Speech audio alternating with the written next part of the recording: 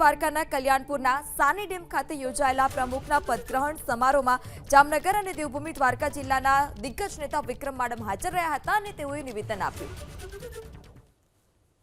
તમારે જે સમજવું હોય સમજો, જનતાને જે સમજવું હોય। હું દેવભૂમિ દ્વારકાની અંદર હવે ચૂંટણી લડવાનો નથી। હું ફરીને તમારા મીડિયાના અને વિક્રમ માડમ બોલે એ જ પ્રતિજ્ઞા છે। વિક્રમ માડમને બીજી પ્રતિજ્ઞાની જરૂર નથી લડવાનો તો નથી લડવાનો। જનતાએ પોતાની લડાઈ પોતે લડવી જોઈએ। દર વખતે કોક આવીને લડી દેશે, ક્યાં લગી કોક લડી દેશે? તમારા જો લડાઈ નથી એમ કે નથી લડવાનું કારણ જાણવું પડે। કારણ જાણવું હોય તો જનતા જાણે છે, તમે જાણો છો। મહાકાય કંપનીઓ અવડા રૂપિયા લઈને આવે અને જનતા ટાણે 5 વર્ષ કામ કર્યા પછી એક મત ન આપી શકે તો એ જનતા માટે તમે ક્યાં સુધી લડી શકો?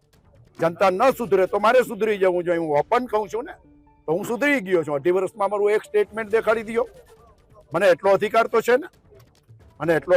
છે ને જનતાને જો મારા જેવો માણસ ન જોતો હોય તો મારે સમજી જવું જોઈએ અને હું સમજી ગયો છું। જનતા જાણે, જનતાનું કામ જાણે। કોંગ્રેસના માધ્યમથી, કોંગ્રેસના સંગઠનથી જનતા માટે મારાથી જેટલું થશે એટલું કરીશ।